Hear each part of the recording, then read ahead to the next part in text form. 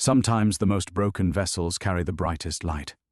In the shadow of the Yorkshire moors, where winter fog clings like mourning shrouds, the village of Ravenscroft faces its darkest hour. For 3 seasons, the Viking longships have appeared like black wolves on the horizon, demanding tribute that grows heavier with each moon. Now, as 1347's harsh winds rattle the thatched roofs, the elders have made an unthinkable decision. They will offer Elara Thornwick, the crippled blacksmith's daughter, hoping her sacrifice will finally sate the warlord's hunger. But Elara carries secrets deeper than her paralyzed legs.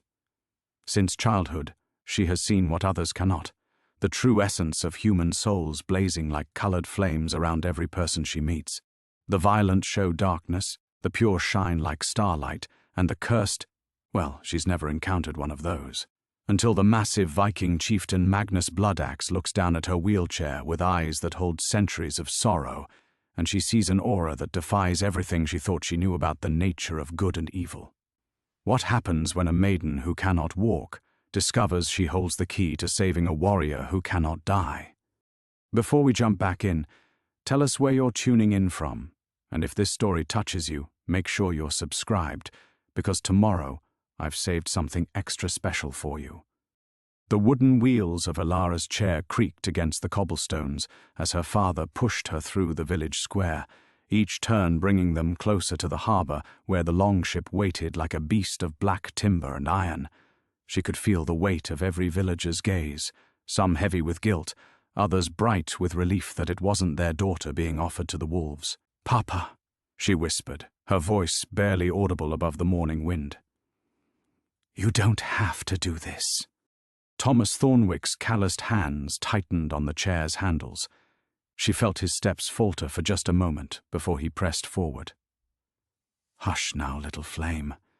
What's done is done." But Elara had seen the aura around Elder Godwin when he'd announced their decision 3 nights ago, a sickly yellow-green that spoke of cowardice wrapped in false righteousness. She'd seen the same putrid glow around half the village council, men who'd rather sacrifice a crippled girl than risk their own sons in battle. The harbour reeked of fish and fear. Magnus Bloodaxe's longship, Stormbreaker, dominated the small dock like a cathedral of war. Its dragon-carved prow seemed to snarl at the grey morning sky, and the shields lining its sides bore the scars of countless battles. 24 Vikings waited on deck, their faces hard as the northern mountains they called home. But it was their leader who drew Elara's gaze like iron to a lodestone. Magnus Bloodaxe stood at the ship's rail, a giant among giants. His golden hair, streaked with silver, fell past broad shoulders that spoke of years wielding the massive war axe strapped across his back. Intricate tattoos spiraled up his arms, telling stories in a language she couldn't read but somehow understood, tales of glory, loss, and endless wandering. Yet it wasn't his fearsome reputation or warrior's bearing that made her breath catch. It was his aura. Golden fire blazed around him like a second sun. So brilliant, she had to resist the urge to shield her eyes. The light pulsed with each heartbeat, shot through with veins of silver that sang with ancient power. She'd read of such auras in her grandmother's hidden grimoire, the mark of the Ljosalfar, the light elves of legend. But that was impossible. The light elves had vanished from Midgard centuries ago, retreating to their hidden realm when mankind forgot the old ways. Elder Godwin stepped forward, his reedy voice carrying across the water. "Lord Magnus, we bring the tribute as agreed. The maiden Elara, daughter of Thomas the blacksmith." Magnus's ice-blue eyes found her, and Elara felt as if lightning had struck her very soul. For a heartbeat that lasted eternity, the world narrowed to just the two of them, the broken girl in her wooden chair and the immortal warrior who'd forgotten how to die. Then his expression shifted, and she saw something she'd never expected to find in the gaze of Magnus Bloodaxe: gentleness. He vaulted over the ship's rail with fluid grace, landing on the dock with barely a sound despite his massive frame. Up close, she could see the fine lines around his eyes, the weight of countless winters etched into his features. But there was something else, a bone-deep weariness that no amount of rest could cure. "You would give me this child." His voice carried the rumble of distant thunder, accented with the lilting cadence of the far north. "This broken sparrow?" Elara's cheeks burned, but before she could speak, her father stepped protectively beside her chair. "My daughter may not have the use of her legs, Lord Magnus, but she's worth 10 of any warrior. She reads and writes in 3 languages, knows herb lore that could save your men's lives, and has a spirit that won't bow to any man." A ghost of a smile touched Magnus's lips. "Peace, blacksmith. I meant no insult." He crouched before Elara's chair, bringing his eyes level with hers. This close she could see flecks of gold in his blue gaze, ancient as winter stars. "Tell me, little one, do you come willingly, or do they force this fate upon you?" The honest answer would damn half the village, but as Elara looked into his eyes, she saw something that made her decision easy. Pain. Raw, endless pain that no physical wound could explain, wrapped in loneliness so profound it made her heart ache. "I come willingly, Lord Magnus. The lie came easier than breathing. My village needs peace, and I would see them have it." Something shifted in his expression, surprise, perhaps even respect. The golden fire of his aura pulsed brighter, and for just an instant she thought she saw something else dancing in those flames. Recognition. He rose slowly, his gaze never leaving her face. "Then we sail with the tide." He turned to Elder Godwin, his voice dropping to a growl that made the old man visibly tremble. "But know this, harm comes to any under my protection, and I will return to settle the debt in blood and flame."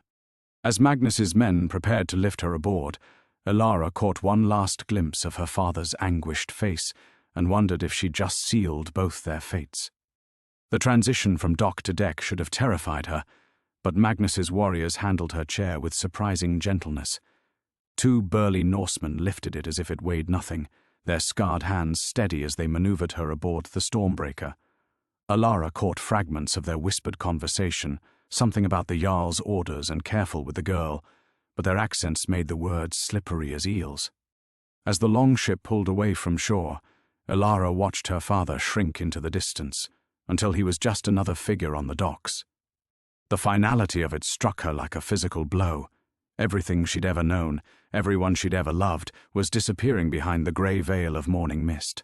"You're thinking too loud, little sparrow." Magnus's voice startled her from her reverie. He'd approached with that same fluid silence, settling onto a crate beside her chair as if they were old friends sharing stories by a hearth. Up close, his aura was even more mesmerizing, those silver veins pulsing through the golden fire like captured lightning. "I was thinking of my father," she admitted, surprised by her own honesty. "He'll blame himself for this. Fathers often do." Magnus gazed out at the retreating coastline, his profile carved from granite and starlight. "Tell me of this herb lore your father spoke of. Is it true you read 3 languages?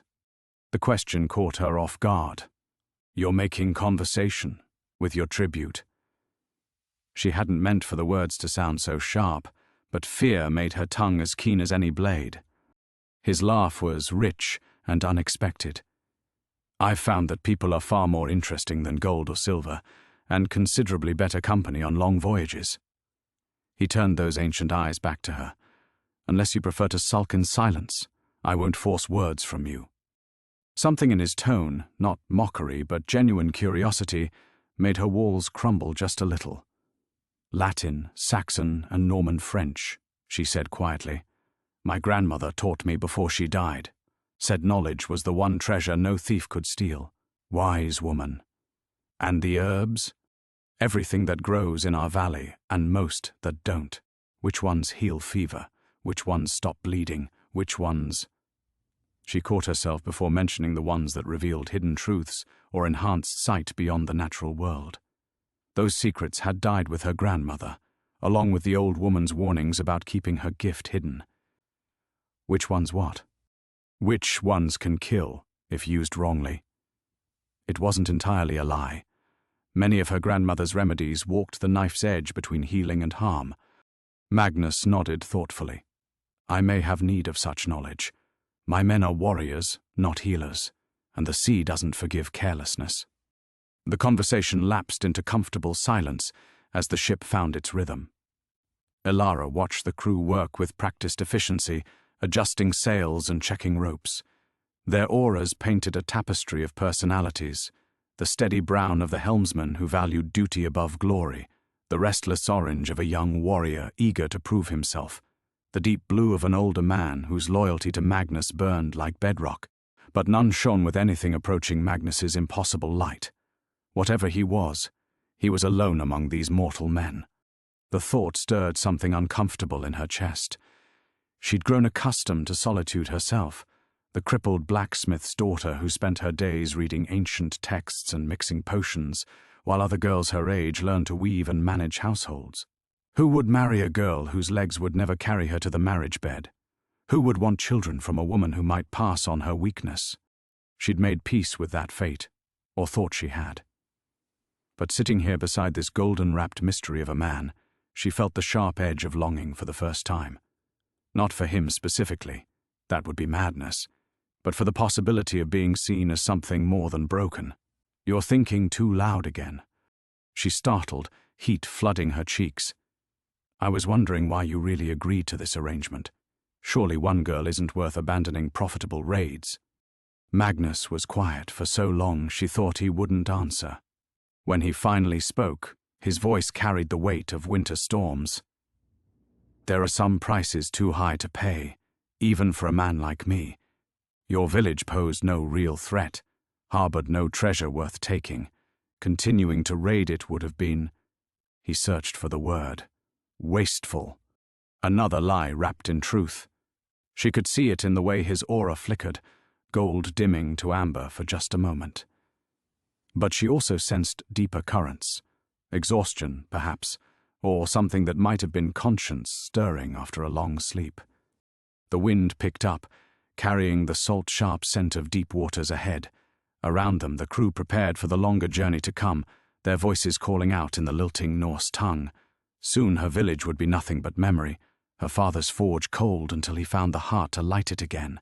Elara gripped the arms of her chair and tried not to think about the fact that she might never see home again. The storm struck without warning just as the sun reached its zenith.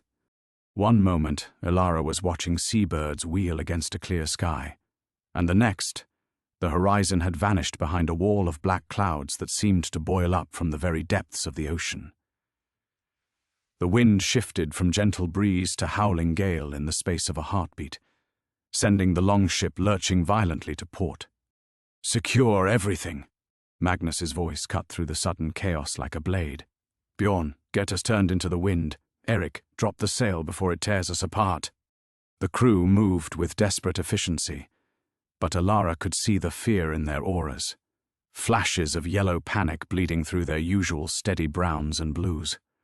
This was no ordinary squall. The very air seemed to crackle with something that made her skin crawl and her gift flare wildly. Thunder crashed overhead, but underneath its rumble came something else. A sound like singing, if songs could be made of malice and ancient hunger. The temperature plummeted until her breath misted white, and frost began forming on the ship's rails despite the summer warmth moments before. Magnus appeared at her side as another wave crashed over the bow, soaking them both in icy spray.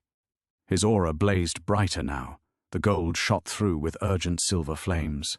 "Hold fast to your chair," he commanded, but his eyes weren't on the storm. They were scanning the dark waters with the intensity of a man expecting attack. That's when Elara saw them. Shapes moved beneath the roiling surface, too large to be fish, too fluid to be debris. As her grandmother's gift sharpened her sight, she gasped. The creatures rising from the depths had no auras at all. Where living things should glow with the light of their souls, these beings were voids, hungry absences that seemed to devour the very essence of everything around them. "Magnus," she whispered, her voice nearly lost in the wind. "There's something in the water. Something wrong." His head snapped toward her, ice-blue eyes suddenly sharp with an attention that seemed to see straight through to her bones. "You can see them." The question hit her like a physical blow. You can see them, not what do you mean or see what. He knew exactly what lurked beneath the waves, and somehow he knew she could perceive things others could not. Before she could answer, The first creature breached the surface. It had once been human, perhaps, but the sea had claimed it long ago. Waterlogged flesh hung in tatters from bones green with algae, and its eyes burned with cold fire that hurt to look upon. When it opened its mouth to release that terrible singing, Elara saw rows of needle-sharp teeth and the dark hollow where its soul should have been. "Droga," Magnus breathed, and his hand moved to the war axe across his back. But they shouldn't be able to manifest in daylight. Unless... More shapes broke the surface around the ship. 12, 24. The sea teemed with the walking dead, their voices joining in a harmony that made the storm itself seem gentle by comparison. Several of Magnus's men cried out in terror, and Elara watched their auras flicker as supernatural dread washed over them. Magnus stood slowly, his massive frame steady despite the pitching deck. The golden fire around him began to pulse in rhythm with his heartbeat, growing brighter and more intense. When he spoke, his voice carried an authority that seemed to shake the very air. "Vokudu fra thessum stad, dauda men, egbana ikor." The words were Old Norse, but somehow Elara understood them perfectly. "Begone from this place, dead men, I banish you." The drauga nearest the ship recoiled as if struck, its burning eyes fixed on Magnus with something that might have been recognition. It opened its ruined mouth and spoke in a voice like grinding ice. "Losalfar, we smell your light, Oathbreaker. The sea remembers your shame." Magnus went rigid. The golden flames of his aura flickered, and for just an instant, Elara saw cracks appear in that blazing light. Deep fissures filled with shadow and what looked horribly like guilt. The dead thing's gaze shifted to Elara, and she felt its attention, like icy fingers probing at her mind. "And you, little witch, you see too much. The sight should have died with the old blood. Perhaps we shall remedy that mistake." It lunged toward the ship's rail, skeletal fingers reaching for her wheelchair. Magnus moved faster than thought, his war axe appearing in his hands as he stepped between Elara and the creature. The blade caught the stormlight and blazed like captured sunfire. "Touch her and face the consequences," he snarled. But as more drauga surrounded the ship, and that terrible singing grew louder, Elara realized they faced a choice that would change everything. She could reveal the true extent of her gift, risk being branded a witch or worse, and possibly help Magnus drive back these ancient horrors. Or she could stay silent, stay safe, and watch everyone on this ship die. The wheelchair creaked as she leaned forward, decision crystallizing like ice in her chest. "Magnus," she called over the storm, "I need to tell you something about what I can see." But the words died in her throat as Magnus's war axe met the drauga's clawing grasp. The impact sent shockwaves through the golden fire of his aura, and Elara watched in horror as those dark cracks spread wider. Whatever guilt the creature had spoken of was real. She could see it eating at his light like acid through silk. What if revealing her gift made everything worse? The thought struck her with paralyzing force. Her grandmother's warnings echoed in her memory. "The sight is a gift and a curse, child. Show it to the wrong eyes, and they'll see you burned as a witch before dawn." Even here, surrounded by Norse warriors who worshipped different gods, the fear remained. Magnus might protect her from drauga, but would he protect her from his own men if they learned what she truly was? Another wave crashed over the deck, and she watched one of the younger Vikings, the one with the restless orange aura, stumble backward in terror as a second drauga hauled itself over the rail. The creature's eyeless sockets fixed on the boy, and that horrible singing intensified. Ice began forming along the ship's planking where the dead thing touched. She could help. The knowledge burned in her chest like swallowed fire. Her grandmother's grimoire had spoken of the drauga, of the old words that could send them back to their watery graves. She'd memorized those passages without truly understanding why, but now the syllables danced on her tongue, begging to be spoken. But speaking them would reveal everything. Magnus fought like a man possessed, his blazing axe cleaving through spectral flesh that reformed almost instantly. The weapon's unnatural fire seemed to wound the creatures, but there were too many of them. Already she could see exhaustion creeping into his movements, gold dimming to amber as those shadow-filled cracks widened. "He's dying," she realized with crystal clarity. Whatever those things said about his past, whatever shame he carries, it's killing him as surely as any blade. "Elara!" Magnus's voice cracked like a whip above the storm. "Whatever you can see, I need to know now." The trust in his words hit her like a physical blow. Here was a man who commanded through fear and strength, yet he was asking for her help. Not demanding, asking, as if her answer mattered, as if she mattered. But fear held her tongue like iron bands. What if she was wrong about him? What if the golden light was just another trick of her cursed gift? Her grandmother had warned her that some creatures could cloak their true nature, hide darkness behind false radiance. What if Magnus was one of them? The young Viking screamed, as skeletal fingers closed around his throat. His orange aura flickered like a candle in a hurricane, growing dimmer with each heartbeat. Soon it would snuff out entirely, leaving nothing but another void where a soul used to be. "Do something," her heart screamed. "Help them." Stay hidden, her mind countered. Stay safe. You don't know these people. You owe them nothing. The war between courage and self-preservation raged in her chest as another Draugr slithered onto the deck. This one moved with purpose, its burning gaze fixed directly on her. When it spoke, its voice was the sound of drowning. "The sight-bearer will come with us, Lyosalfa. The deep ones have need of her gift. Give her to us, and we will grant you the death you seek." Magnus's response was a roar of pure fury that made the storm itself seem quiet. His axe blazed brighter, and for a moment the golden fire around him burned away the shadows entirely. "She is under my protection. You want her. Come through me." The sincerity in his aura, even cracked and wounded, struck her like lightning.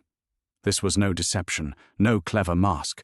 His protection of her was real, written in light across his very soul, and he was dying for it. Because of her, the Draugr advanced on her wheelchair, trailing seawater and the stench of the grave. Its fingers reached out, promising a fate worse than death, an eternity of servitude to things that had forgotten what it meant to be human. Elara gripped the arms of her chair until her knuckles went white. The old words pressed against her teeth, desperate to be free. She could save them all. She could drive these horrors back to whatever abyss had spawned them. But once she spoke, there would be no taking it back. Magnus would know what she was. His men would know. She would be marked forever as something other than human, forever balanced on the knife's edge between valued ally and perceived threat. The Draugr's claws brushed the edge of her wheelchair.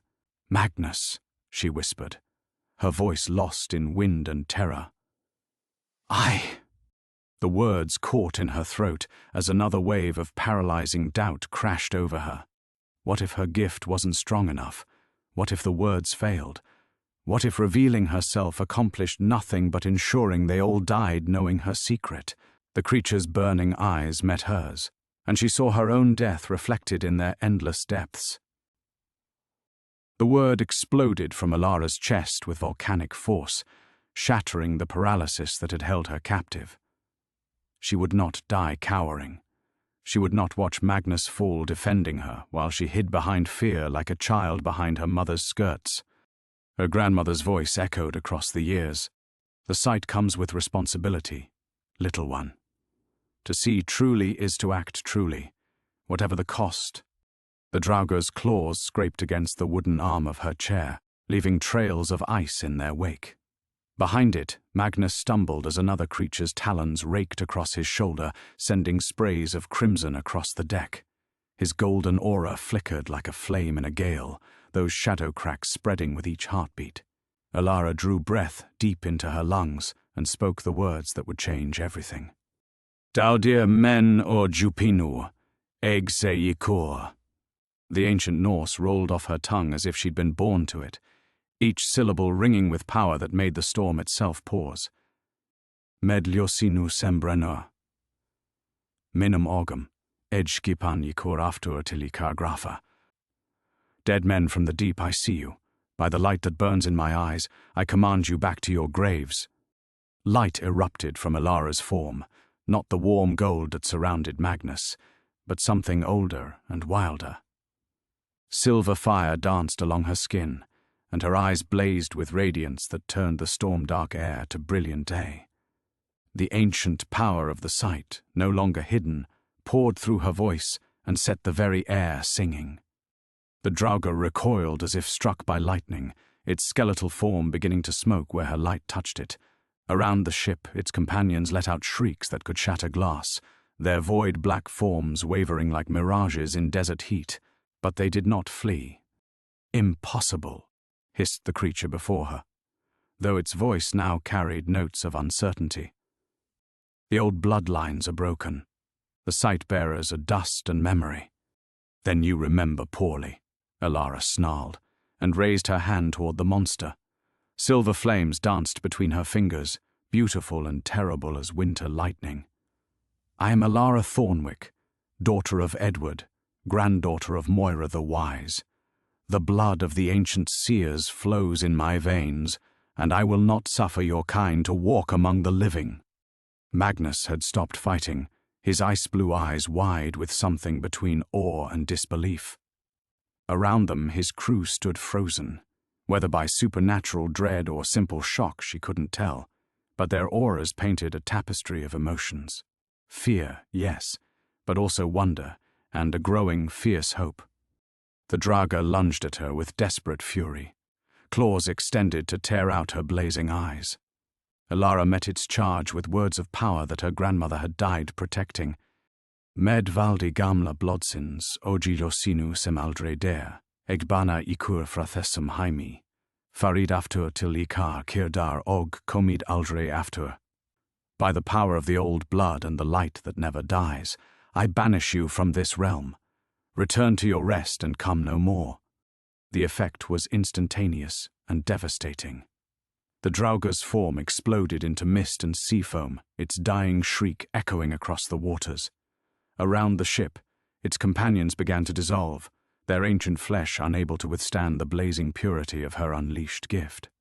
But the effort cost her dearly. Elara felt something vital tear inside her chest, and blood, bright crimson in the silver light, spilled from her lips.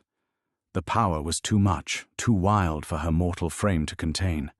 She'd spent years learning to hide her gift, never to truly use it. Now it burned through her like molten metal, beautiful and agonizing in equal measure. The last of the Draugr vanished with a sound like winter wind through empty graves. The storm, bereft of their supernatural presence, began to calm, but Elara barely noticed. Darkness crept in from the edges of her vision as her body finally rebelled against the forces she'd channeled. She felt herself falling forward in her chair, consciousness slipping away like sand through her fingers. The last thing she saw was Magnus dropping his axe and reaching for her, his golden aura now blazing with something that looked remarkably like desperate concern. The last thing she heard was his voice, rough with emotions she couldn't name. "Hold on, little seer. Hold on." Then the silver light faded, and Elara knew with crystalline certainty that nothing would ever be the same. She'd crossed a threshold from which there could be no return. Her secret was revealed, her power spent, and her fate now lay entirely in the hands of the golden, wrapped mystery who'd sworn to protect her. As consciousness fled, she wondered if that protection would survive the revelation of what she truly was. Elara drifted back to consciousness, like a drowning woman surfacing from dark depths. Her throat felt raw as scraped stone, and every breath sent sharp pains through her chest where the power had torn something vital. The taste of copper lingered on her tongue, blood from channeling forces her mortal frame was never meant to hold. The first thing she noticed was warmth. Not the silver fire that had blazed through her veins, but something gentler. Furs, thick, well-crafted furs that smelled of pine and wood smoke, had been wrapped around her with careful precision. The storm had passed, leaving behind the gentle lapping of waves against the ship's hull and the soft creak of settling timbers. The second thing she noticed was the silence. No voices carried across the deck, no calls between crew members or sounds of routine shipboard work. Just an oppressive quiet that made her skin crawl with familiar dread. She knew that silence, had lived with it in her father's forge when customers realized what she was, had felt it settle over market squares when she passed through them in her crude wooden chair. They know, she thought, and the certainty hit her like ice water. They all know what I am. Forcing her eyes open took tremendous effort. The afternoon sun painted everything in warm gold, a stark contrast to the supernatural silver that had poured from her during the battle. Her wheelchair sat beside what appeared to be a makeshift bed. Someone had moved her here with surprising care, positioning her chair within easy reach. "You're awake." Magnus's voice came from somewhere to her left, carefully neutral. She turned her head. Even that small movement sent sparks of pain through her skull, and found him sitting on a sea chest perhaps 6 feet away. Close enough to help if needed, far enough to avoid crowding her, close enough to strike if she proved a threat. His aura still blazed with that impossible golden fire, but the shadow cracks from the battle remained visible beneath the surface. Whatever the Draugr had said about his past, whatever shame they'd spoken of, it continued to eat at him like acid through silk. Yet when their eyes met, she saw no fear in his ice-blue gaze, no revulsion or holy terror, only questions. "Your men," she whispered, her voice barely audible. "Are they alive? All of them, thanks to you." He leaned forward slightly, studying her face with an intensity that made her want to look away. "Young Eric bears some interesting frostbite scars from where that creature grabbed him, but he'll live to tell the tale. They all will, because of what you did." Something in his tone made her chest tighten with anticipation, but the word hung unspoken between them, heavy as storm clouds. "They're frightened," Magnus continued, his voice still carefully controlled. "Most have never seen true magic. Not like that. The old blood, the ancient words, such things are legend to them, stories told around winter fires to make children shiver." Elara forced herself to sit up straighter, ignoring the way her ribs screamed in protest. "And you? Am I legend to you as well, Magnus Bloodaxe?" For a long moment he said nothing, just watched her with those pale eyes that seemed to see straight through to her bones. When he finally spoke, his words struck her like physical blows. "I know what you are, Elara Thornwick." Her heart stopped, then began racing so fast she thought it might tear itself apart in her chest. This was it, the moment she'd dreaded since awakening, the moment when protection turned to persecution, when ally became executioner. "You're one of the seers," Magnus continued, and something that might have been wonder crept into his voice. "The true-born daughters of the ancient bloodlines. I thought your kind extinct, wiped out by Christian zealots and their fear of the old ways." She waited for condemnation, for the demand that she be bound and silenced, her dangerous gift contained before it could threaten good Christian souls. Instead, Magnus did something that left her utterly speechless. He slid from the sea chest to one knee, bowing his golden head in a gesture of profound respect. "I am honored to sail with you, Lady Seer. Your grandmother's people saved mine once, long ago. It seems the debt passes to a new generation." The words hit her with such unexpected force that tears sprang to her eyes. Lady Seer, not witch, not devil spawn, not any of the epithets she'd grown to expect from those who learned her secret. "I don't understand," she whispered. "You're not afraid of what I am?" Magnus raised his head, and for the first time since she'd met him, she saw his smile reach his eyes. Afraid? Of someone who just banished a dozen Draugr with nothing but ancient words and will forged from starfire? "Lady, I'd be a fool not to fear your power. But I'd be an even greater fool to fear you." He stood slowly, and something shifted in his aura, the gold growing brighter, more solid. "Besides," he added with dark humor, "I have secrets of my own, as you've no doubt seen. Perhaps it's time we both stopped hiding from what we are."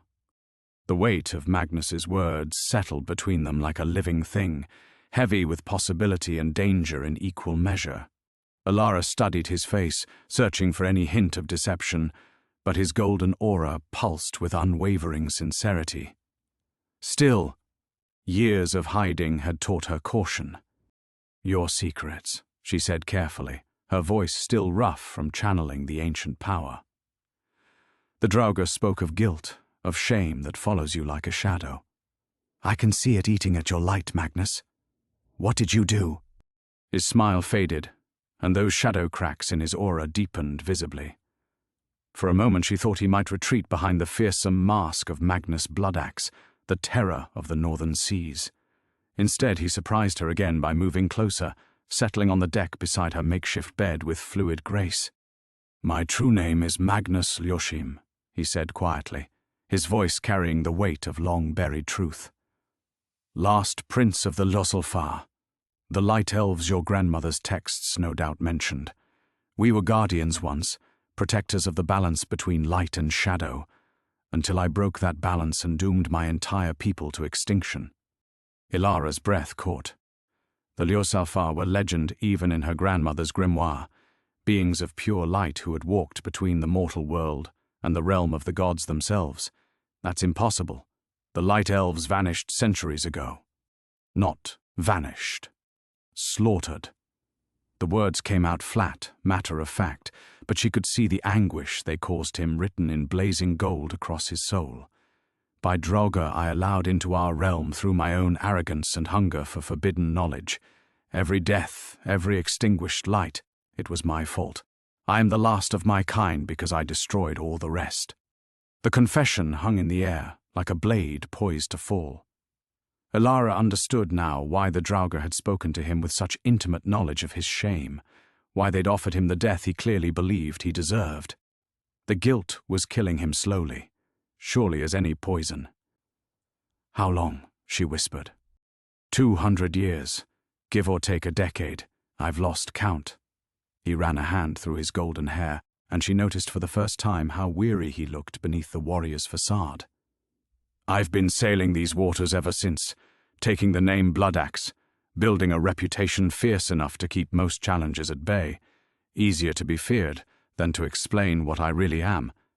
And your crew, do they know?" Magnus shook his head. "They know I'm different, stronger, faster, longer lived than any mortal man. They've built their own legends around it. Some think I'm blessed by the gods, others cursed. None suspect the truth." A new understanding bloomed in Elara's chest, painful in its clarity. "That's why you recognized what I did, why you weren't afraid of the sight. You carry magic in your very blood. Magic, yes, but nothing like yours." He looked at her with something approaching reverence.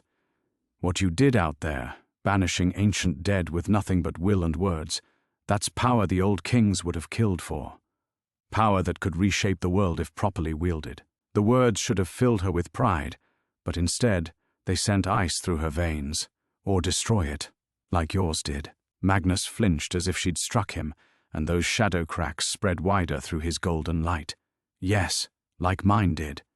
They sat in heavy silence, two beings bound by secrets that could damn them both. Around them, the ship continued its journey north, but Elara could hear the nervous whispers of the crew when they thought no one was listening. Words like witch and magic and cursed drifted on the salt breeze, spoken in tones that held equal parts fear and awe. "They'll turn on us," she said finally. "Your men. Once the shock wears off, once they truly understand what we are, they'll see us as threats to be eliminated." "Some might," Magnus's voice carried grim acknowledgement. "Eric and Bjorn have sailed with me long enough to trust my judgment, but others," he shrugged. "We approach dangerous waters, Elara. Not just the physical storms ahead, but something far worse. There are forces stirring in the north, ancient things that have slept since the world was young. That's why the Draugr attacked us. They serve something older and darker than death itself. A chill that had nothing to do with the sea air ran down Elara's spine. "What kind of forces?" "The kind that feast on magic and power." Magnus met her eyes, and she saw stark fear burning in their depths. The kind that would see you as either a weapon to be claimed or a threat to be destroyed. Your display of power today, magnificent as it was, may have painted a target on your back that no amount of hiding can erase. The implications crashed over her like a rogue wave. She'd revealed herself to save them all, but in doing so, she might have doomed them to something far worse than drowning. The weight of Magnus's revelation settled into Elara's bones like winter cold. She stared out at the deceptively calm waters, watching sunlight dance across waves that had so recently birthed horrors from the deep. Every ripple seemed to hold potential threat now, every shadow beneath the surface a promise of worse things to come.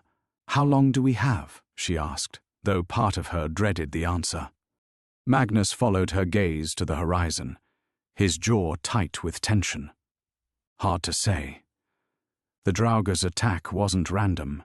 It was a probe, testing our defenses. Now that you've revealed yourself." He paused, choosing his words carefully. "The ancient powers will know exactly what manner of prize sails these waters. They'll come for you, Elara, and they won't come alone." A shout from the crow's nest made them both look up sharply. "Ships on the horizon. 4 vessels approaching from the northeast." Elara's heart lurched, but Magnus was already moving with fluid grace, his hand instinctively reaching for the great axe at his side. "Eric," he bellowed, "what colors do they fly?" "No colors, Captain," came the reply, tinged with unease. "Black sails, and they're moving faster than any natural wind should carry them." The blood drained from Elara's face. She'd read enough of her grandmother's warnings to know what black sails meant in these waters, ships that sailed by sorcery rather than wind, crewed by things that had forgotten what it meant to be human. "So soon," Magnus muttered, his golden aura beginning to pulse with battle-ready light. "I'd hoped we'd have more time to prepare." Around them, the crew erupted into controlled chaos. Men scrambled to battle stations with the practiced efficiency of seasoned raiders, but Elara could see the fear written in their movements. They'd faced mortal enemies countless times, but this was something else entirely. "Captain," Bjorn's voice carried across the deck as the grizzled warrior approached, his scarred face grim with purpose. "The men are asking questions about what happened with those creatures, about the lady." His eyes flicked to Elara with something between respect and wariness. Magnus straightened to his full, imposing height, every inch the legendary Bloodaxe. "Tell them the truth, old friend. Tell them she saved all our lives with power the likes of which hasn't been seen in generations. Tell them she's under my protection, and anyone who threatens her threatens me." Bjorn nodded slowly, but his expression remained troubled. "And when they ask what manner of woman can speak to the dead in the old tongue and make them obey, tell them she's exactly the kind of woman we need if we're going to survive what's coming." The approaching ships had grown larger, their black sails now clearly visible against the afternoon sky. Elara could feel something radiating from them, a cold malevolence that made her newly awakened power recoil like a frightened animal. Whatever commanded those vessels knew she was here, and it was coming to collect its prize. "I need to get to my chair," she said, struggling to push aside the furs that covered her. Every movement sent fresh spikes of agony through her chest, where the power had torn something vital, but she forced herself to endure it. She would not face this threat helpless in a sickbed. Magnus moved to assist her, his touch gentle despite the urgency of their situation. As he lifted her into the familiar wooden seat, she caught his wrist, her fingers closing around warm skin that hummed with ancient magic. "Magnus," she whispered urgently, "if this goes badly, if they take me, don't try to follow. Your guilt over your people's fate, it doesn't have to claim you too." His ice-blue eyes blazed with sudden fierce emotion. "You think I'd abandon you to whatever horrors command those ships, after everything we've shared, everything we've become to each other? Everything we've become to each other." The words sent warmth flooding through her despite their dire circumstances. When had this Viking warlord become so important to her? When had his protection transformed into something deeper, more dangerous to her carefully guarded heart? "Captain!" Eric's voice cracked with strain. "They're raising something on their lead ship. Looks like a banner, but it's moving wrong. Moving like it's alive." Elara felt her newfound power stir uneasily in response to whatever sorcery approached them. The sight blazed to life without her conscious will, showing her auras of pure malevolence emanating from the black-sailed vessels. But underneath that darkness, she glimpsed something that made her blood freeze. "Magnus," she breathed, her voice barely audible above the sounds of preparation for battle. "I can see what's coming, and it's not just after me." He turned to her, his golden aura pulsing with deadly intensity. "What do you mean?" "They know what you are too, the last of the light elves, the one who broke the ancient seals." She met his eyes, seeing her own fear reflected there. "They're coming for both of us. This was always the plan." The realization hit Magnus like a physical blow. His golden aura flickered, those shadow cracks spreading wider as the truth settled in. "A trap," he whispered, his voice hollow with dawning understanding. "They used the Draga to force you to reveal yourself, knowing I'd protect you, knowing that together we'd be worth any risk." The black ships drew closer with unnatural speed, cutting through the waves as if the very sea parted before them in fear. Elara could see figures moving on their decks now, tall, impossibly thin shapes that moved with jerky, puppet-like motions. Not human. Perhaps they had been once, but whatever commanded them had stripped away everything that made them mortal. "Captain!" Bjorn's voice carried a note of panic Elara had never heard from the grizzled warrior. "The wind's dying. Dead calm, but those ships, they're still coming fast." Around them, Magnus's crew exchanged increasingly worried glances. These were men who'd faced death in countless forms, but the unnatural sight of ships sailing without wind against every law of nature tested even their iron nerves. "Eric," Magnus called, his voice cutting through the growing tension. "How long until they reach us?" "At their current speed. Less than an hour, Captain. Maybe half that." Elara closed her eyes, letting the sight expand outward to examine their pursuers more closely. What she saw made her stomach clench with terror. The lead ship pulsed with an aura so dark it seemed to devour light itself, and at its center sat something that hurt to perceive directly, a presence of such concentrated malevolence that her power recoiled instinctively. But worse than the darkness was what she glimpsed in the other vessels. Dozens of captive auras, flickering weakly like candle flames in a hurricane. People, innocent people, chained in the holds of those cursed ships. Men, women, children. "Oh gods," she breathed, her eyes snapping open. "Magnus, they have prisoners, living people trapped on those ships." His jaw clenched, and she saw the war playing out across his features. The tactical part of him, the part that had survived 2 centuries of warfare, wanted to flee. Their single ship couldn't hope to fight 4 vessels crewed by sorcery. But the man beneath the legend, the prince who'd once sworn to protect the innocent, wouldn't abandon those captives to whatever horrors awaited them. "How many?" he asked quietly. 40, maybe 50 souls. Most of them terrified beyond reason. Elara's voice cracked as she felt their despair washing over her in waves. "They're not just prisoners, Magnus, they're bait, to ensure we don't simply run." A bitter laugh escaped his lips. "Clever. Whatever commands those ships understands us well." He turned to face his crew, who had gathered in a loose circle around them, weapons ready but faces grim with the knowledge that steel would do little against supernatural foes. "Listen well, all of you," Magnus said, his voice carrying the authority that had made him legend among the northern raiders. "What approaches us serves powers older than Christ and crueler than death itself. They come for the lady and for me, and they care nothing for your lives except as obstacles to be removed." Elara saw several men exchange glances, and her heart sank as she recognized the look. They were calculating odds, weighing loyalty against survival. She couldn't blame them. Why should they die for secrets they'd never chosen to be part of? Young Eric stepped forward, his face pale but determined. "What are your orders, Captain?" Before Magnus could answer, a sound unlike anything Elara had ever heard rolled across the water. A horn blast that seemed to come from the depths of the earth itself, low and resonant, and filled with such ancient hunger that every man on deck staggered as if physically struck. The effect on Magnus was immediate and devastating. He cried out in pain, dropping to one knee as his golden aura writhed like a living thing in agony. Blood began trickling from his nose, and when he looked up at Elara, his eyes were wide with shock.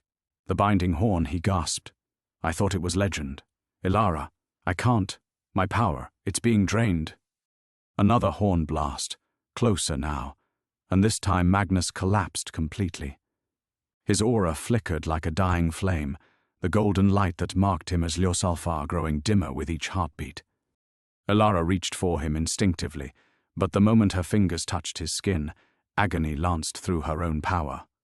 Whatever sorcery commanded those horns was designed specifically to cripple beings like them, ancient bloodlines with gifts that threatened the darkness's dominion.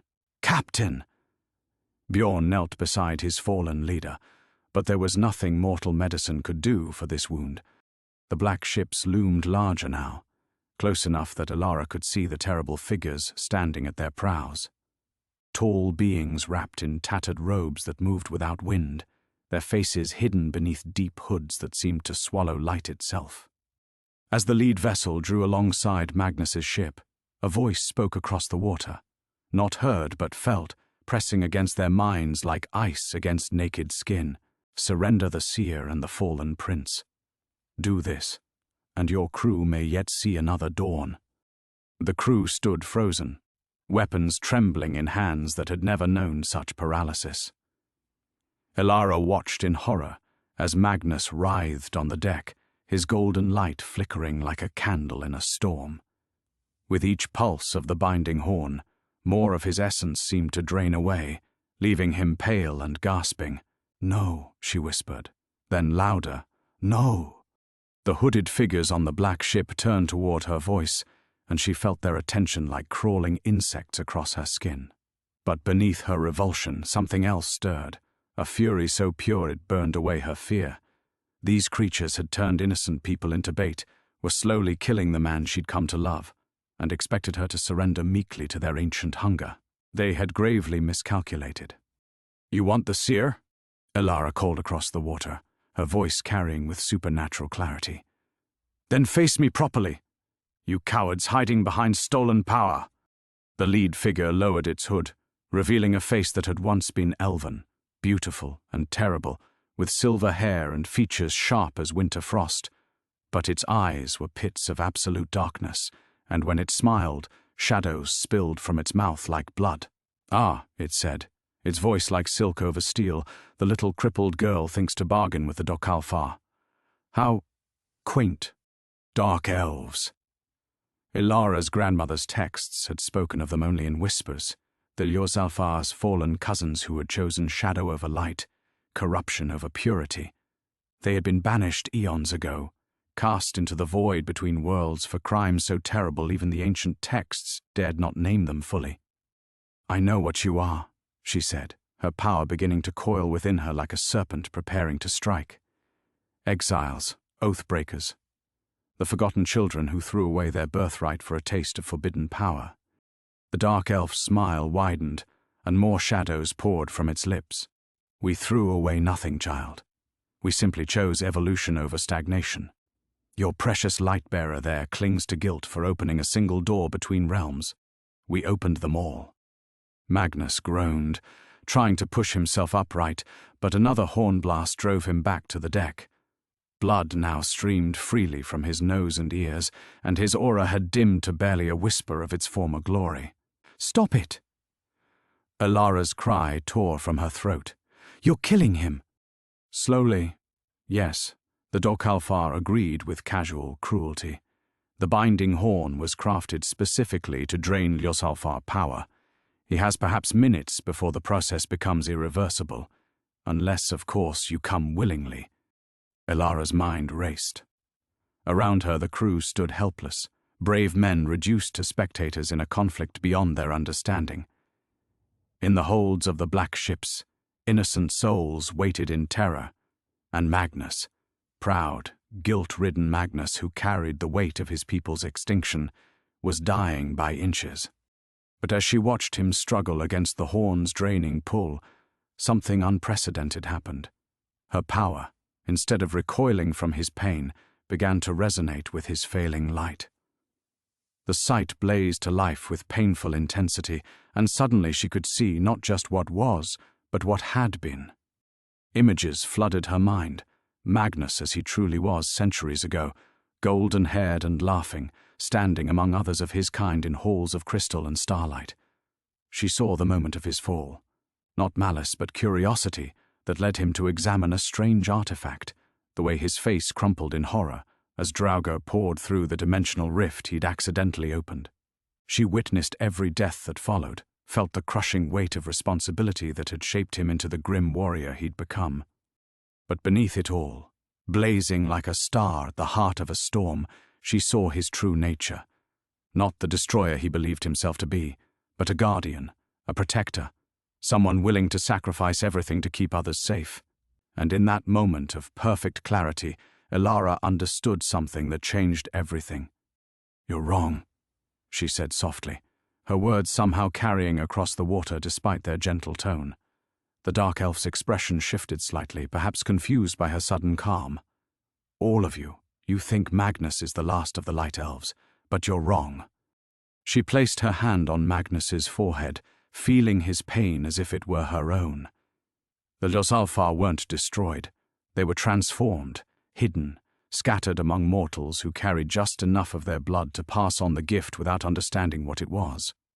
The truth blazed through her with crystalline certainty. My grandmother wasn't just a wise woman with old books. She was Ljosalfar, exiled for falling in love with a human, and she passed that heritage down through the generations, diluted but not destroyed. Magnus's eyes widened, his fading light suddenly steadying as understanding dawned.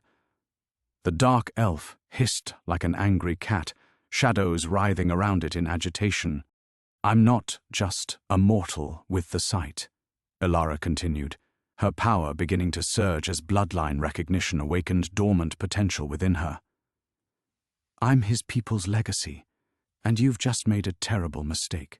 The moment those words left Elara's lips, everything changed. Power erupted from her like sunlight breaking through storm clouds, not the careful, controlled gift she'd always known, but something vast and ancient that had been sleeping in her bloodline for generations. Her aura, which Magnus had seen as silver-touched mortal light, blazed into brilliant gold that rivaled his own, even as the binding horn drained him. The dark elf stumbled backward, genuine shock cracking its composed mask. "Impossible," it hissed, shadows recoiling from the sudden radiance. The bloodlines were tracked, monitored. All half-breeds were accounted for centuries ago. Were they? Elara's voice carried new harmonics now, ancient words in the old tongue flowing from lips that had never learned them. She felt Magnus's wonder through their connection even as his strength continued to ebb. Or did some escape your notice? Love finds a way, even in the darkest times. The power coursing through her was intoxicating and terrifying. She could feel the boundaries between realms, see the threads of magic that bound the dark elves' ships together. More importantly, she could sense the binding horn's resonance, and now that she understood what she truly was, she could fight it. Elara pressed both hands against Magnus's chest, feeling for the connection between his fading light and the horn's draining pull. The magic was like a parasite, latching onto Ljosalfar essence and slowly bleeding it away. But parasites needed a host to survive, and she was about to become a very hostile environment.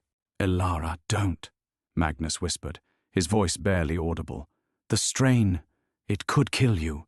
"I'm stronger than they think," she replied, her golden aura expanding to encompass them both. "We both are."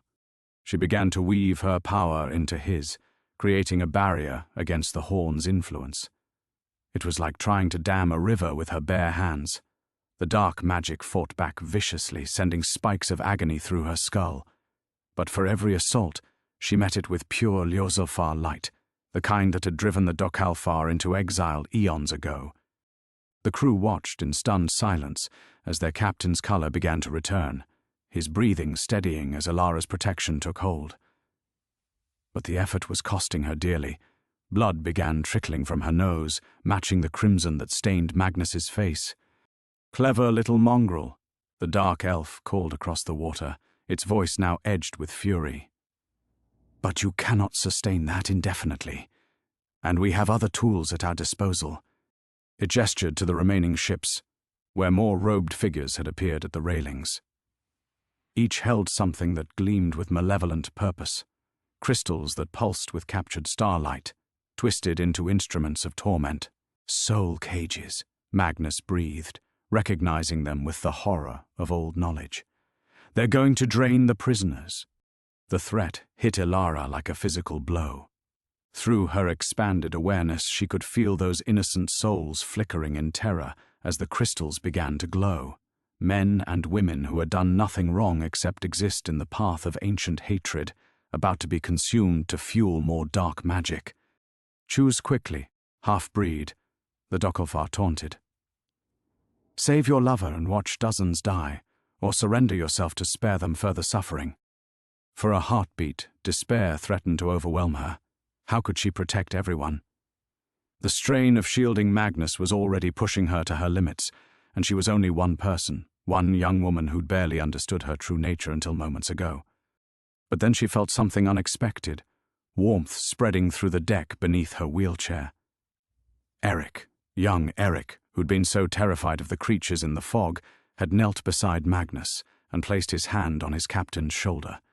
His aura held no magical power, but it blazed with something equally precious, unwavering loyalty. "We stand with you, Captain," the young sailor said firmly. "Whatever you are, wherever this leads, we stand with you both." One by one, the rest of the crew followed suit. Bjorn's weathered hand found Magnus's arm. Olaf and Gunnar moved to flank Elara's chair like guards. Even the newest members of the crew, men who barely knew either of them, stepped forward in solidarity. They couldn't see auras or wield ancient magic, but their courage was absolute. And that courage, Elara found something she hadn't expected, a different kind of strength. These mortals with their brief, fragile lives burned just as brightly as any mystical bloodline. Brighter, perhaps, because they chose to shine despite knowing how easily their light could be extinguished. "You made another mistake," Elara called to the dark elf, her voice steady despite the power coursing through her like molten gold. "You assumed I'd face you alone." She looked around at Magnus's crew. Her crew now, she realized with fierce certainty, and saw not weakness but potential. Each man carried a spark that could be kindled, a will that could be strengthened. "Magnus," she whispered, feeling his power beginning to stabilize within her protective embrace. "Trust me, and be ready to fight." The battle for their souls was about to begin in earnest. The dark elf's laughter rang across the water like breaking glass. "Mortals? You would pit mortal courage against powers that predate their civilizations." Its voice dripped contempt. "Watch them burn, half-breed." The soul cages flared to life with sickening brilliance. Screams echoed from the holds of the black ships as innocent lives began feeding the crystal's hungry glow. Elara felt each stolen essence like a dagger to her heart, but instead of weakening her resolve, the atrocity ignited something deeper, not just Lyosalfar heritage, but the fierce protectiveness she'd inherited from her mortal bloodline. "You want to see what mortals can do," she whispered, then raised her voice until it carried across the waves with supernatural force. "Then witness what happens when they stand together." Elara reached out with her power, not to the enemy ships, but to the men surrounding her. She touched each spark of courage, each flame of loyalty, and began to weave them together into something greater than their individual parts. Eric gasped as golden light traced along his sword arm. Bjorn's weathered hands began to glow with the same radiance that had marked Magnus's true nature. "What are you doing?" Magnus asked, wonder and concern warring in his voice as he struggled to his feet. "Something my grandmother's books never mentioned," Elara replied, sweat beading her forehead from the effort. "The Lyosalfar were guardians, protectors. What if that's not just about magic? What if it's about bringing out the light that already exists?" The transformation spreading through the crew was breathtaking. They remained mortal. She could grant them no elven longevity or supernatural strength, but their human virtues blazed with divine intensity. Courage became unbreakable will. loyalty transformed into bonds stronger than enchanted steel. Love of home and family burned like small suns in their chests. The dark elf's confident sneer faltered as it recognized what was happening. No, it hissed, shadows writhing in agitation. This is not possible. Mortals cannot channel— They're not channeling anything, Elara interrupted, her own light growing brighter as she drew strength from the web of connection she'd created. They're just finally free to be what they've always been. Heroes. Magnus laughed, a sound of pure joy that had been absent from his voice for centuries. His golden aura flared back to full strength, no longer fighting the binding horn alone, but supported by a dozen mortal souls who refused to let their captain fall. "Eric," he called, his voice ringing with renewed command. "Bring us alongside the nearest prisoner ship. Bjorn, ready the boarding planks. Gunnar, Olaf, prepare to cut chains." The crew moved with fluid precision, their enhanced courage making them fearless in the face of supernatural opposition. The dark elf shrieked commands in the old tongue, but its followers seemed suddenly uncertain, unnerved by the sight of mortals who refused to cower before ancient power.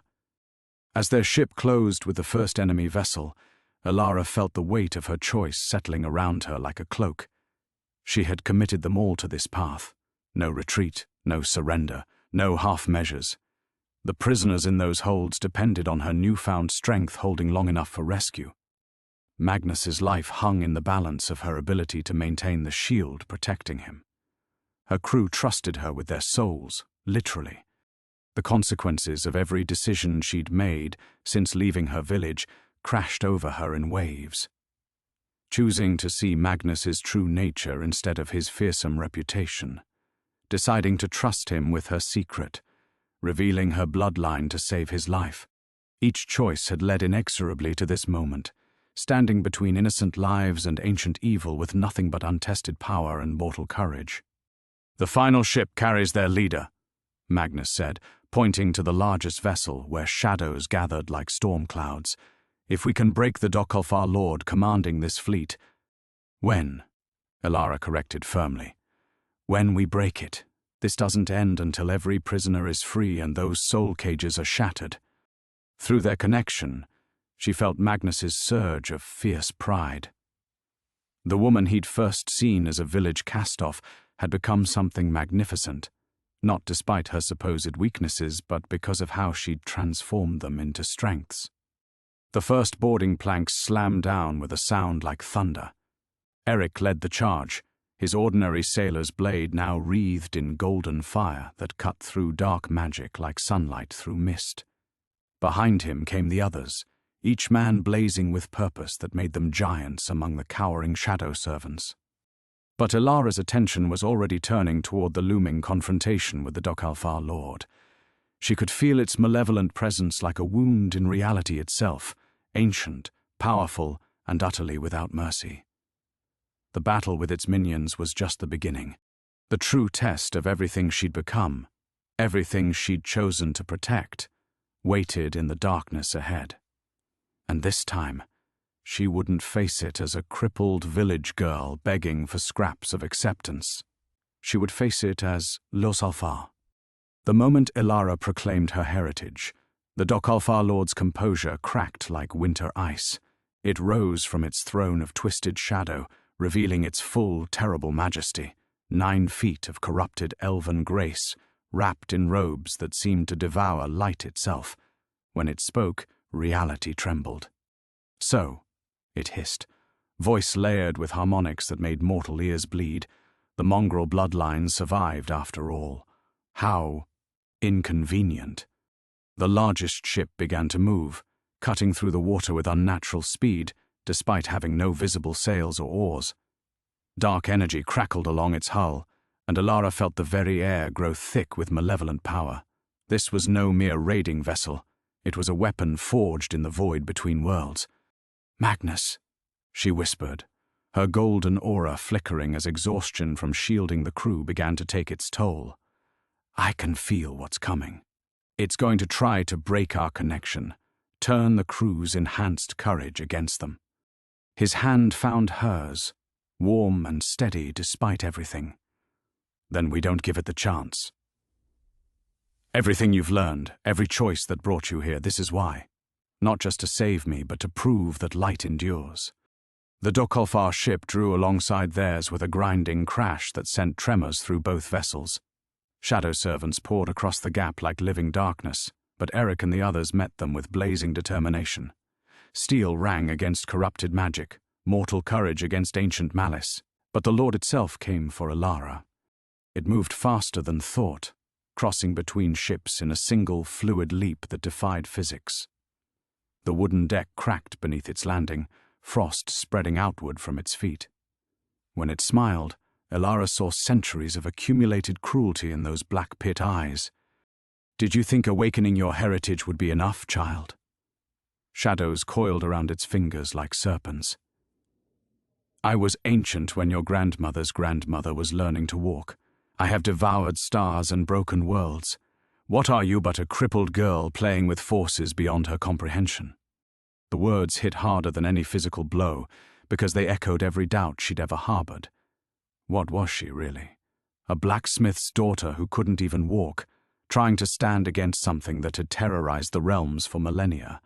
The rational part of her mind screamed that this was hopeless, that she should surrender and save everyone the agony of watching her fail. But then she heard Eric cry out as shadow claws raked across his chest. Felt Magnus's pain as the binding horn's influence surged stronger in the Lord's presence, sensed the terror of innocent prisoners still trapped in the holds, their souls being drained to fuel this monster's power. You're right, she said quietly, her voice cutting through the chaos of battle like a silver blade. I am just a crippled girl. But you know what? I've been underestimated my whole life, and I'm tired of it. Golden light erupted from her wheelchair, not the controlled radiance she'd been carefully maintaining, but her full Lozalfar heritage unleashed without reservation.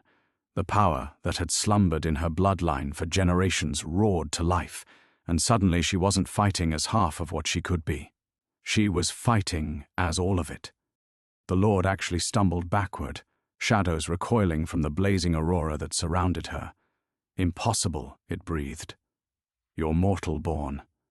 The dilution should have made me weak. Elara laughed, and the sound rang like silver bells across the water. It made me something you never expected. I have elven heritage and human determination, mystical sight and mortal love, ancient power and the courage of someone who's had to fight for everything. She reached out with her enhanced abilities, not just seeing the threads of magic that bound the Dark Fleet together, but understanding how to unravel them. The soul cages weren't just draining prisoners, they were feeding power to the Lord itself, making it stronger with every stolen essence. But that connection worked both ways. Every soul you've taken, she whispered, her power racing along those mystical threads like wildfire. Every innocent life you've corrupted, they're all still there, still fighting, and now they're fighting with me. The soul cages began to crack, centuries of stolen light breaking free in cascading waves.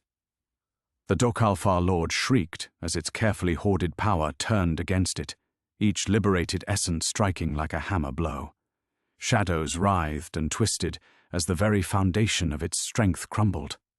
This isn't over, half-breed, it howled, already beginning to fade as its ship started dissolving back into the void. The darkness remembers. You will leave, Elara said with quiet finality, and you will not return, because now the light remembers too. The last thing she saw before exhaustion claimed her was Magnus's face, blazing with pride and wonder and something deeper, the look of someone who had finally found home. The exhaustion hit Elara like a tidal wave the moment the last shadow ship dissolved into mist. Her golden aura guttered like a candle in a storm, and she would have collapsed from her wheelchair if Magnus hadn't caught her, his own strength barely returned. It's not over, she gasped, blood trickling from her nose as aftershocks of power coursed through her trembling body. Magnus, it's not over. He followed her horrified gaze to where the water still churned with unnatural darkness. The Dokalfar Lord's physical ships had been banished, but its essence, its core of ancient malice, remained like a wound torn in reality itself. And it was drawing power from somewhere else. The horn, Magnus breathed in recognition. It's using the binding horn as an anchor to this realm. The artifact materialized on their deck in a swirl of shadow and frost, a twisted spiral of blackened bone and corrupted silver that hurt to look at directly. The horn pulsed with malevolent life, and from its depths came the Lord's voice, no longer diminished but growing stronger with each word. "Did you think banishing my fleet would end this half-breed?" The voice scraped against their minds like claws on glass. "The horn has been calling to Luzalfar blood for 1,000 years. Every one of your kind who tried to destroy it became part of it instead.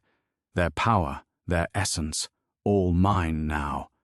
The temperature plummeted as the horn began to reshape itself, shadow and bone flowing together to form a new body for the ancient evil.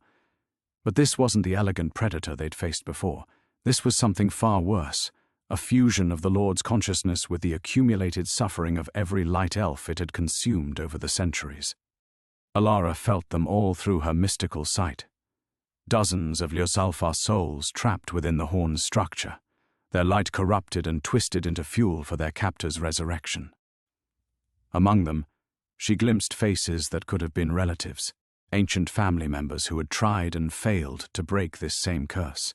"Now you see the truth," the reformed lord hissed, its new body writhing between solid flesh and living shadow. "Every hero who came before you fed my strength. Your grandmother's grandmother, who thought her pure bloodline could cleanse corruption. Your great-uncle, who wielded starfire itself against me. All of them are part of me now, and soon you will join them." The creature lunged with impossible speed, claws of crystallized darkness aimed at Elara's heart. Magnus threw himself between them, his own power flaring desperately, but he was still weakened from the horn's earlier assault. The impact sent him crashing into the ship's mast with bone-breaking force. "Magnus!" Elara's scream tore from her throat as she watched him crumple, blood streaming from a gash across his forehead. Through their connection, she felt his consciousness wavering, his Luzalfar essence flickering like a dying flame. "And there it is," the Lord purred, savoring her anguish. "The weakness that destroyed all the others, love. They could have won if they had been willing to sacrifice everything, but they always held something back. Always tried to protect what they cared about more than victory itself." Around them, the crew was rallying. Eric charging with his light-wreathed sword, Bjorn and the others forming a protective circle, but Elara could see it wouldn't matter. The enhanced courage she'd granted them was already fading as her power ebbed, and they were just mortals against something that had devoured gods. The Lord was right. Every Luzalfar who had faced this creature had failed at exactly this moment, when forced to choose between destroying it and protecting those they loved. The curse was designed to exploit that choice, to turn love itself into weakness. But as Elara looked at Magnus's still form, at the brave men who would die defending her, at the knowledge that failure here would doom countless innocents to suffer the same fate, she realized something the ancient lord couldn't understand.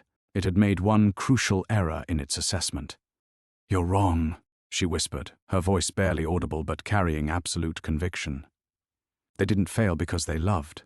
They failed because they tried to face you as pure Luzalfar, following rules and traditions and ancient ways that you'd already learned to corrupt." The wheelchair beneath her began to crack as raw power built up around her like a gathering storm. Not the controlled golden radiance she'd wielded before, but something wilder. Her elven heritage fused with 17 years of mortal stubbornness, of refusing to accept limitations, of finding strength in places others saw only weakness. "But I'm not pure anything," she continued, her voice growing stronger as understanding blazed through her like revelation. "I'm mongrel blood and village pragmatism. I'm a crippled girl who learned to fight from a wheelchair, who found love in the arms of a monster, who sees light in the darkest places because that's where people like me live." The Horn Fusion Lord snarled, sensing the shift in her power, but it was already too late. Elara had found her truth at last. She wasn't going to win this fight by being what her ancestors had been. She was going to win it by being exactly what she was. The power that erupted from Elara wasn't golden anymore. It was silver and fierce and shot through with veins of mortal determination that no pure Lyosalfar had ever possessed. Her wheelchair disintegrated completely, but she didn't fall. Instead, she hung suspended in a cocoon of raw magic that pulsed with the rhythm of her heart, each beat sending shockwaves through the supernatural realm. "You want to know what love really is?" she said, her voice echoing with harmonics that made the very air sing. "It's not weakness. It's not something that holds you back from making hard choices."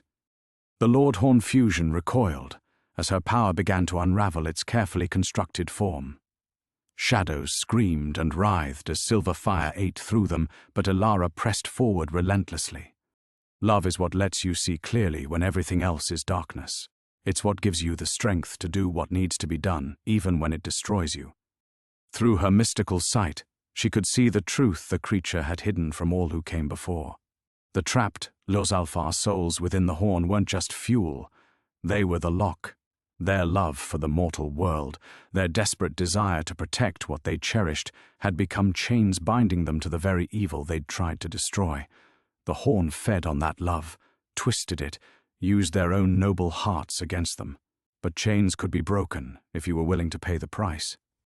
"Magnus," she whispered, her power reaching out to touch his unconscious form with infinite tenderness.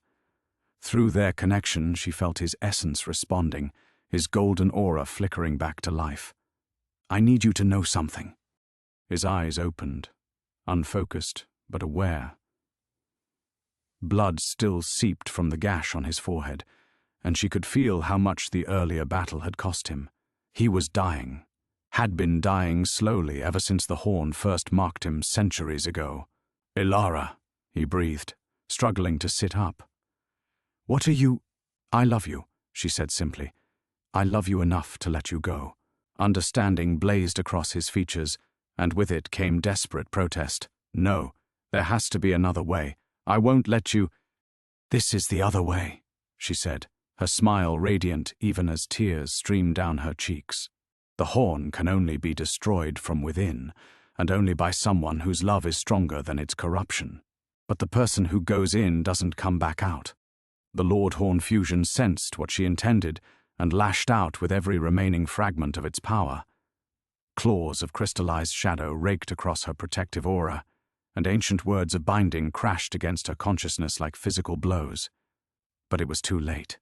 She was already moving, not toward the creature, but into it. "Every soul you've taken," she said as her essence merged with the horn's structure, "every light you've corrupted, they're not prisoners anymore. They're my army." Inside the artifact's twisted reality, she found them. Dozens of Lyosalfar warriors who had fought this same battle across the centuries. Their forms were warped by long exposure to darkness, their natural radiance dimmed to barely visible sparks, but they were still there, still fighting. "Who are you?" asked a warrior who could only be her great-grandfather, his golden aura flickering with desperate hope. "I'm the one who came after," Elara said, her silver fire spreading through the horn's interior like dawn breaking over a nightmare landscape. "I'm the one who learned what you couldn't." She reached out with her power, not to free them, that was impossible while the horn existed, but to transform their bondage into something else entirely. Their love, their desperate desire to protect, their willingness to sacrifice everything for those they cherished. Instead of letting the horn feed on those emotions, she turned them into weapons. "We don't have to carry this alone," she whispered, as her essence began to merge with theirs. "We never did." The Lord's scream of rage echoed across both the physical and mystical planes as its carefully constructed prison became its destroyer. Each trapped soul that joined Elara's cause weakened its hold on reality, unraveling centuries of accumulated malice thread by thread. But the cost was becoming clear. As the horn cracked and began to dissolve, Elara felt herself dissolving with it. Her consciousness was spreading too thin, her essence becoming part of something larger than individual existence. Through the fading connection to her physical form, she felt Magnus's anguish like a knife to her heart. "I'll find a way to bring you back," he was saying, his voice breaking with grief and fury. "I'll search every realm, break every law of magic, "You'll live," she whispered with the last coherent thought she could manage. "You'll live and love again, and protect those who need protecting. That's how you honor this." The binding horn shattered like crystal, taking with it the ancient evil that had plagued the realms for a millennium. Light exploded across the water. Not just golden Leosafar radiance, but silver fire shot through with mortal determination, carrying within it the echo of a crippled girl's laughter. When the brightness faded, only silence remained. Magnus knelt on the deck where Elara had been, his hands pressed against the scorched planks as if he could somehow pull her back from the void. The silence stretched endlessly. No wind, no waves. Even the crew's breathing seemed muted in the aftermath of such profound loss. "She's gone," he whispered, the words scraping raw from his throat. "She's actually gone." Eric approached cautiously, his weathered face etched with grief. "My lord, Don't," Magnus's voice cracked like breaking ice. "Don't tell me she died a hero. Don't tell me her sacrifice saved us all. I know what she did. I felt every moment of it through our connection until—" His fist struck the deck, splitting the wood, until there was nothing left to feel. Around them, the sea had returned to normal, gentle swells catching afternoon sunlight, gulls crying in the distance, as if the cosmic battle had never happened. The other ships in their small fleet were converging, their crews alive and whole thanks to Elara's courage. Everything was exactly as it should be, except for the absence that felt like a wound torn through the fabric of reality itself. Bjorn cleared his throat roughly. The horns truly destroyed then, the curses broken. Magnus pressed his palm against his chest, feeling for the cold touch that had plagued him for centuries. Nothing. The icy grip around his heart was gone, his Lozalfar essence flowing free and strong for the first time since he'd been marked. He was healed, whole, free to live the immortal life that had been stolen from him. And he had never felt more empty. "Yes," he said hollowly. "It's broken, all of it." He became aware of something warm against his leg and looked down to find the ship's cat, a scraggly orange tom that usually avoided everyone, pressing against him with rumbling purrs. The simple gesture of comfort nearly undid him completely. "My lord?" Eric's voice was gentle. "What are your orders?" Orders. As if anything mattered now. As if he could simply resume his existence and pretend the last weeks hadn't transformed everything he thought he knew about himself. Magnus stared at the water where fragments of her makeshift wheelchair floated like pieces of a broken dream. "We sail for England," he said finally. "Her village. They need to know what happened." "And then?" Bjorn asked. Magnus was quiet for a long moment, watching the sun begin its descent toward the horizon. Elara had made him promise to live, to protect those who needed protecting. She'd seen something in him worth saving, worth dying for, and he couldn't let that faith be for nothing. But how did you honor someone whose greatest strength had come from accepting her limitations, while refusing to be defined by them? How did you carry forward the legacy of a girl who'd found power in powerlessness, who'd saved the world from a chair she couldn't leave? "Then we change things," he said, his voice growing steadier. "No more raids for treasure or glory. No more taking from those who can barely survive as it is." He touched the spot where the binding horn's mark had been, feeling only unmarked skin. She saw light in the darkest places because that's where people like her had to live. Maybe it's time I learned to see it too. Eric nodded slowly. "The men will follow where you lead, my lord. They saw what she did, they know what it cost." A flicker of movement caught Magnus's eye, something glinting on the water where the horn had shattered. He leaned over the side expecting to see debris, but instead found dozens of small lights dancing just beneath the surface. Not quite golden, not quite silver, but something in between that made his breath catch. "Do you see them?" he asked urgently. Eric squinted at the waves. "See what, my lord?" The lights were already fading, sinking deeper into the blue depths, but Magnus had seen them clearly. Dozens of souls finally free, including one whose light he would recognize anywhere, one that pulsed with gentle laughter and stubborn determination and love that transcended death itself. She wasn't gone. not entirely. The part of her that had been light, that had been love strong enough to break a curse and transform hatred into hope, that was eternal. It would live on in every choice he made, every person he protected, every moment he chose compassion over conquest. "Set course for Thornwick," he said, standing with new purpose blazing in his golden eyes. "And send word ahead. Tell them Magnus Bloodaxe is coming, but not as a raider. Tell them I'm coming to serve." The crew exchanged glances but moved to obey. As the ship turned toward England's distant shore, Magnus felt something he'd never experienced before, the weight of responsibility that came with being seen truly by another soul, and the fierce joy of choosing to be worthy of that sight. Somewhere, in the dancing light on the water, he could swear he heard the echo of silver laughter, approving and proud. The messenger reached Thornwick 3 days before Magnus's ships appeared on the horizon. Word spread through the village like wildfire. The Viking warlord was returning, but not as they'd feared. Still, when the familiar dragon-proud vessels came into view, every soul in the settlement held their breath. Thomas Thornwick stood at the harbour's edge, his blacksmith's hands clenched at his sides as he watched the lead ship approach. Behind him, the entire village had gathered, merchants clutching their children, farmers with pitchforks held uncertainly, the priest muttering prayers under his breath. They all remembered the last time these ships had come, how they'd offered his daughter as tribute to save their lives. None of them had expected to see her again. "Where is she?" Thomas called out as Magnus stepped onto the dock. The warlord looked different, cleaner somehow, his golden hair braided simply instead of adorned with battle trophies, his clothing fine but practical rather than intimidating. But it was his eyes that gave Thomas pause. The cold calculation that had marked their previous encounter was gone, replaced by something that looked almost like grief. "She died saving us all," Magnus said quietly, his voice carrying clearly in the morning air. "She died a hero." The words hit Thomas like a physical blow. He'd known somehow, had felt it in his bones the moment he saw the ships without her familiar figure. But hearing it confirmed made his knees nearly buckle. Behind him, he heard Marta's sharp intake of breath, felt the village's collective mourning settle over them like fog.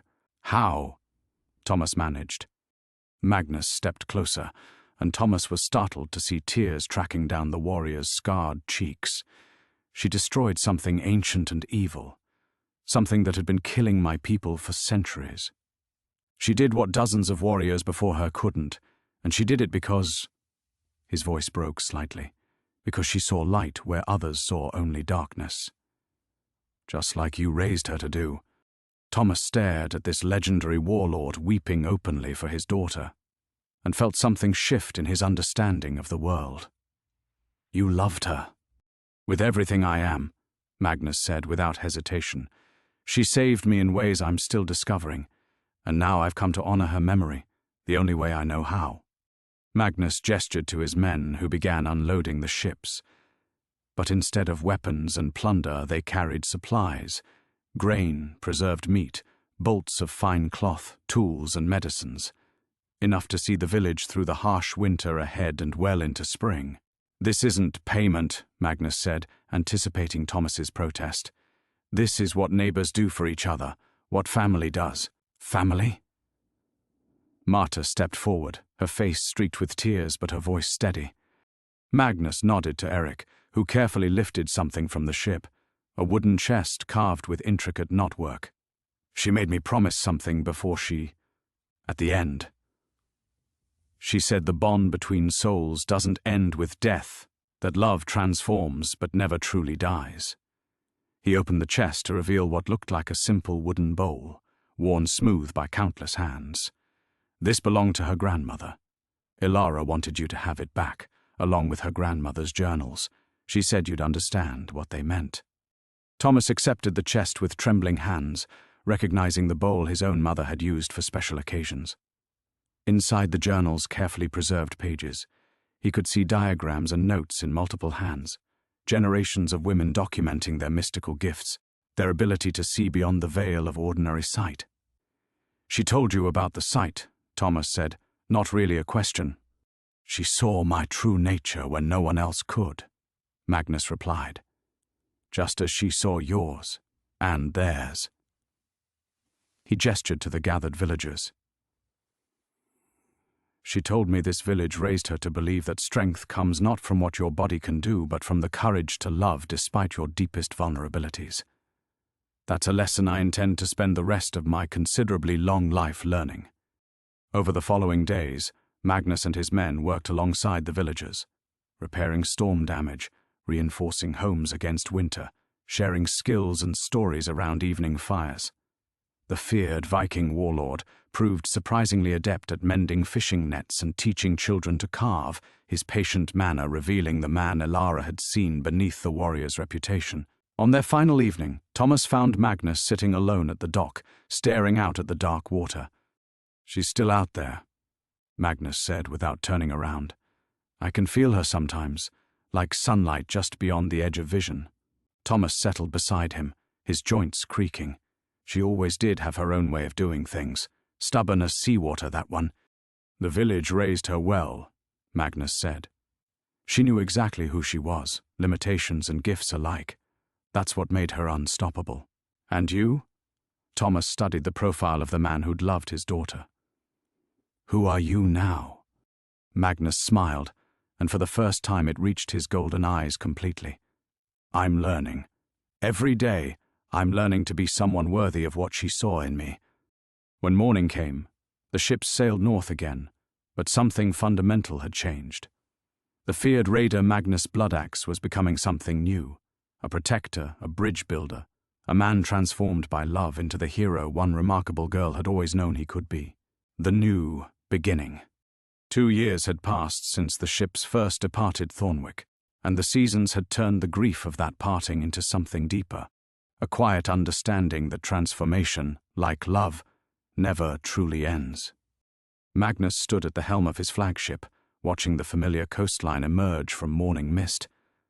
But these weren't the same vessels that had once struck terror into coastal settlements. The dragon heads had been replaced with carved tree branches, symbols of growth and protection. The holds carried medicines and grain instead of stolen treasure, and the men aboard them had learned to see strength in service rather than conquest. There, Eric pointed toward the harbor. "They've spotted us." Magnus smiled as he saw the signal fires being lit, not warnings of attack, but beacons of welcome. In the 2 years since Elara's sacrifice, much had changed throughout the northern waters. Villages that had once barricaded themselves against his approach now sent messengers requesting aid.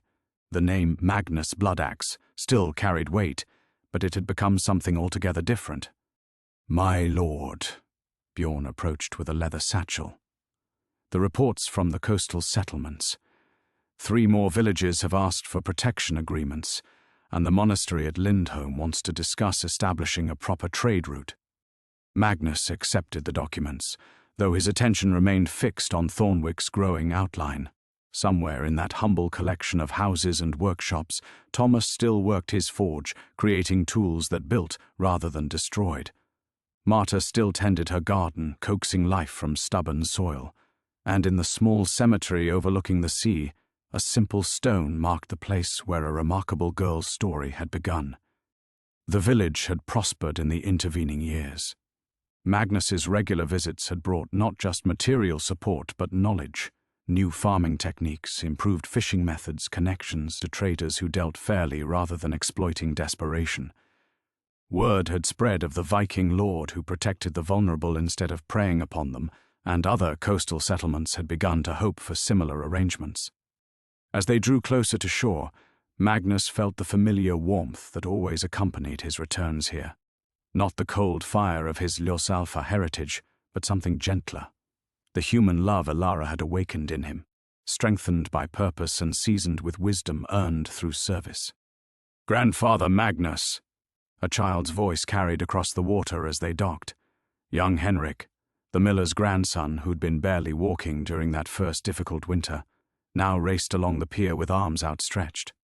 Magnus swept the boy up easily, marveling at how natural the gesture had become. Once he'd known only how to inspire fear. Now children sought him out for stories and carved toys. their trust a gift more precious than any treasure he'd ever claimed. "Did you bring the books?" Henrik demanded eagerly. "You promised stories about the Sea Kings." "I keep my promises," Magnus replied, setting the boy down. "But first, we have work to do." Thomas appeared at the harbour's edge, his hair whiter now but his stance as proud as ever. Behind him walked Marta, carrying a basket that smelled of fresh bread and honey cakes. The formal wariness of their early interactions had long since given way to genuine affection, the complicated love of family bound not by blood, but by shared loss and mutual respect. "Welcome home," Thomas said simply, and Magnus felt his throat tighten. Home. Yes, that's what this place had become, despite all the other ports he visited, all the other communities that now looked to him for protection. Thornwick remained the centre from which everything else grew. That evening, as had become tradition, the entire village gathered for a feast. Magnus sat between Thomas and Marta, watching Eric teach a group of young men the finer points of navigation, while Bjorn demonstrated proper sword maintenance to anyone interested in learning. His crews had adapted well to their new role, guardians and teachers rather than raiders. "She would have loved this," Marta said quietly, following his gaze across the celebrating crowd. All these people choosing cooperation over conflict, building something lasting. Magnus nodded, feeling that familiar flutter of warmth that always accompanied thoughts of Elara. Over the months, his grief had transformed into something else, not the sharp agony of fresh loss, but a gentle presence that guided his choices and reminded him daily of what true strength looked like. "I still feel her sometimes," he admitted. "In the moments when I'm helping instead of taking, when I choose patience over anger. It's like she's still teaching me." "Perhaps she is," Thomas said, raising his cup. "To Elara Thornwick, who saw light in darkness and taught a warrior to choose love over war." To Elara, the gathering echoed, and Magnus felt the words settle into his heart like a benediction. Later, walking alone to the small cemetery overlooking the sea, Magnus knelt beside the stone marker Thomas had carved with loving care. The inscription was simple: Elara Thornwick, beloved daughter. She saw what others could not. "I kept my promises," he whispered to the night wind. "I lived and loved again, and protected those who needed protecting. And tomorrow I'll do it all over again, because that's how strength really works, not in the taking, but in the endless choice to give." Overhead, stars wheeled in patterns as old as time itself, and somewhere in their silver light, Magnus could swear he heard the echo of familiar laughter, approving, proud, eternal.